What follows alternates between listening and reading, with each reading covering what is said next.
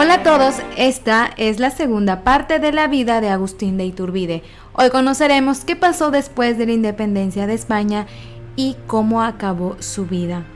Esta es una historia para contar. Un gobierno republicano acechaba a la Nueva España y eso significaba perder privilegios para todos aquellos que estaban en la cúpula del poder. ¿Qué quiere decir? Que eran los criollos adinerados, por lo que había ideas de establecer un imperio en el territorio.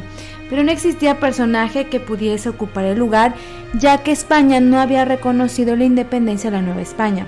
El 28 de septiembre de 1821 se firmó el Acta de Independencia del Imperio Mexicano y se instaló la Junta Provisional Gubernativa, de acuerdo a lo establecido en el Plan de Iguala que firmaron Vicente Guerrero y Agustín de Iturbide. Se dijo, estaba claro que una transición mucho más suave de un gobierno a otro era el imperio. Al final veníamos de ser un virreinato y era lo que el pueblo conocía. Entonces Iturbide fue nombrado el presidente de esa junta y un poco más tarde asumió la regencia. De hecho, ese era el plan original. Para abril de 1822 se buscaba que un Borbón gobernara la Nueva España, ya que era independiente. Un Borbón quiere decir que es una persona que pertenecía a la familia real española. Ahí, al estar en contra de la independencia de la Nueva España, decidieron no mandar a nadie de la familia real a tomar la corona del naciente imperio. Al ser rechazada la corona por parte de la familia, el 18 de mayo de ese mismo año comenzó un alboroto entre militares y seguidores de Iturbide por medio del sargento Pío Marcha y la tropa del regimiento de Celaya. Ellos comenzaron a proponer al militar como la persona indicada para subir al trono, ya que le había logrado la ansiada paz que por más de 10 años no tuvieron los habitantes de la Nueva España. Al principio Iturbide rechazó las propuestas que le hacían, pero la madrugada del día 19 de mayo Iturbide accedió a los deseos de la tropa y su nombramiento fue ratificado 2 días después por el Congreso. Para el 21 de julio de 1822, el llamado Dragón de Hierro fue coronado como emperador en la Catedral de la Ciudad de México bajo el nombre Agustín I, el cual estuvo acompañado también de su esposa Ana María. La ceremonia se intentó ser muy lujosa, intentando poner como si fuera de la realeza, pero se percibió improvisada y artificial.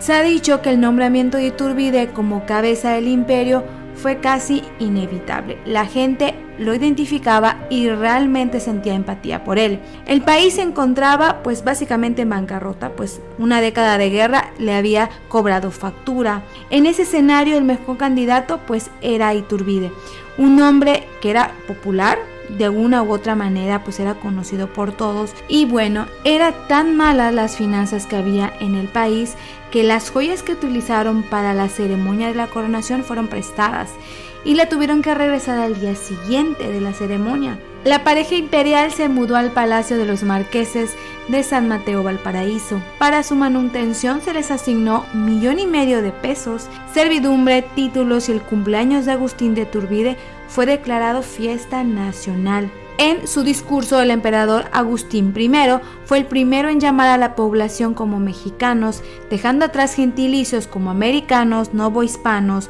criollos o indios. También legisló con igualdad y sin distinción por hasta casi 50 años antes que Estados Unidos. Sin embargo, nadie habla de esto.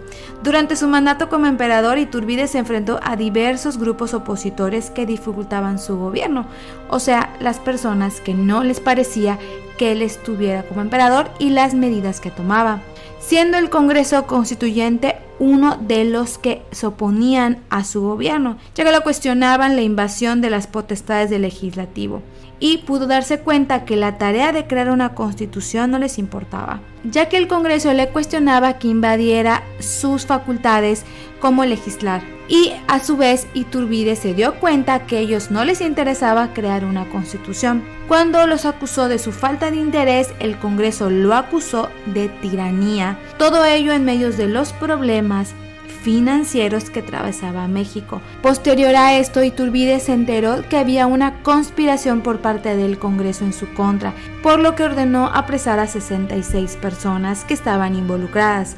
Por eso, el 31 de octubre de 1822, ordenó la disolución y después creó una Junta Nacional Instituyente. Luego amenazó a los diputados para que concretaran el plan, pero el imperio no duró mucho. Se ha dicho que Iturbide pues no era político, no había sido educado para gobernar, ni siquiera tenía experiencia, él era un militar. No supo cómo gobernar la situación, el imperio fue muy malo. El 2 de diciembre del mismo año se inició una revuelta por Antonio López de Santa Anna, quien era gobernador de Veracruz en ese momento, y se fueron agregando antiguos insurgentes como Guadalupe Victoria, Vicente Guerrero y Nicolás Bravo, que también se sublevaron en su contra. Estas acciones llegaron a concretarse para el 1 de febrero del año 1823. Los rebeldes, entre ellos José Antonio de Chavarría, firmaron el plan de Casamata y muchas provincias se adhirieron también. El gobierno de Agustín I fue efímero, solamente duró 9 meses. Los insurgentes liberales se pronunciaron en su contra, como ya hemos mencionado. Para marzo de 1823, Iturbide intentó sofocar el levantamiento en su contra, restituyendo al Congreso, pero no contó con el apoyo de ninguna de las personas involucradas. Ante la adhesión de diversos militares al plan de Casamata, el 20 de marzo del 23, Iturbide abdicó al trono de México y se dirigió a Veracruz para embarcarse al exilio en Londres con toda su familia e hijos. El Congreso tomó venganza en su contra y declaró su elección nula, lo humilló y lo declararon como traidor a la patria, que si regresaba su destino era morir fusilado. Para esto Iturbide ya estaba viviendo en Londres, pero habían comunicaciones y él se enteró de un supuesto intento de reconquista por parte de España, por lo que regresó a México en mayo de 1824 para ofrecer sus servicios en caso de una intervención europea. Salió de Londres rumbo a México, sin embargo él no sabía que el Congreso le había promulgado un decreto en el que si él llegaba a México, pues él tenía que ser considerado como enemigo del Estado, ya que se le consideraba un traidor. Entonces, al no tener esta información, él desembarcó en Soto la Marina, Tamaulipas. Inmediatamente fue capturado por el general Felipe de la Garza y fue remitido a Padilla, Tamaulipas. Sin juicio, sin abogados ni declaración del Congreso de esa provincia, se le juzgó y sentenció a muerte como traidor a la patria.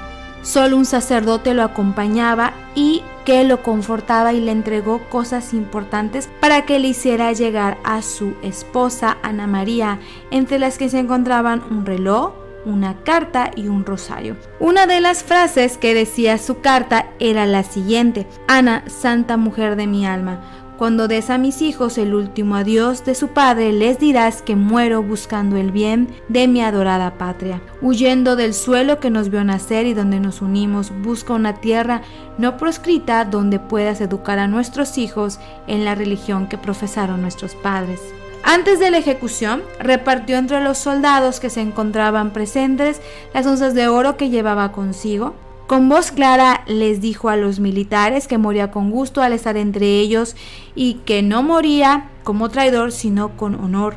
Aceptó que le vendaran los ojos y de frente al pelotón de fusilamiento esperó la descarga que impactaron en la cabeza y en el pecho, por lo que Agustín de Iturbide dejó este mundo el 19 de julio de 1924 a las 6 de la tarde. En ese momento él tenía solo 40 años. Sus restos fueron enterrados en una iglesia de ese poblado de Tamaulipas y para el año 1838 sus restos fueron llevados a la catedral de ese estado. Años más tarde su nombre se inscribió con letras de oro en la Cámara de Diputados, aunque tiempo después fue retirado por iniciativa del licenciado Antonio Díaz Soto y Gama. Ana María e Iturbide tuvieron bastantes hijos, que fueron naciendo en diversas partes del territorio mexicano, dependiendo siempre de donde él se encontrara trabajando. En casi 2 décadas de matrimonio, la pareja concibió a 10 hijos, y el primero era Agustín Jerónimo, príncipe imperial de México, y luchó al lado del libertador Simón Bolívar y se convirtió en su acompañante. Su segunda hija fue Sabina de Iturbide, llamada princesa mexicana, nunca se casó y tomó hábitos de monja. Juana María de Iturbide, princesa mexicana, nunca se casó y tomó los hábitos también de monja. Josefa de Iturbide, princesa mexicana, tampoco se casó y fue amiga y dama de la corte de la emperatriz Carlota de México, y fue la más longeva de sus hermanos y la última de ellos en morir. Ángel de Iturbide, príncipe mexicano, se casó con Alice Green, una ciudadana norteamericana, y tuvo descendencia. María Jesús de Iturbide, princesa mexicana, nunca se casó, tomó los hábitos de monja en el exilio en los Estados Unidos. María de los Dolores Iturbide murió en la infancia. Salvador de Iturbide y Huarte, príncipe mexicano, se casó con Rosario Marzán y tuvieron descendencia. Felipe de Iturbide, príncipe mexicano, fue el único entre los hijos de los emperadores que nació siendo príncipe al nacer el 30 de noviembre de 1822. Nació cuando Agustín estaba en el poder. Agustín Cosme de Iturbide, su madre estaba embarazada de él en el momento en el que fue aprehendido. Él nació en Nueva Orleans y fue un militar, tampoco se casó. Después del fusilamiento de Iturbide, el Congreso de México le dio la autorización a su esposa y a sus hijos de marcharse a la Gran Colombia, asignándole a la familia una pensión anual de 8,000 pesos. Pero como no encontraron barco que los llevara, se trasladaron a Estados Unidos, donde residirían ella y sus hijos a lo largo de su vida. Vivieron en varios lugares de Estados Unidos, entre ellos Nueva Orleans, Baltimore y a las afueras de Washington. Y finalmente Ana María y sus hijas Juana y María de Jesús se instalaron en Filadelfia, mientras sus hijos seguían sus estudios en varios lugares. Para el año 1847, el gobierno mexicano dejó de darle la pensión que le correspondía como esposa del fallecido emperador Iturbide, por lo que su situación económica se tornó precaria, por lo que Ana María tuvo que acudir al presidente de los Estados Unidos en ese momento, James Polk, que la recibió en la Casa Blanca. Los hechos que se saben de la vida de Iturbide prácticamente pues es muy difícil de recabar, porque gran parte del archivo de Iturbide se fue a Estados Unidos, porque cuando él perdió la vida, su viuda se llevó todo el material a Washington.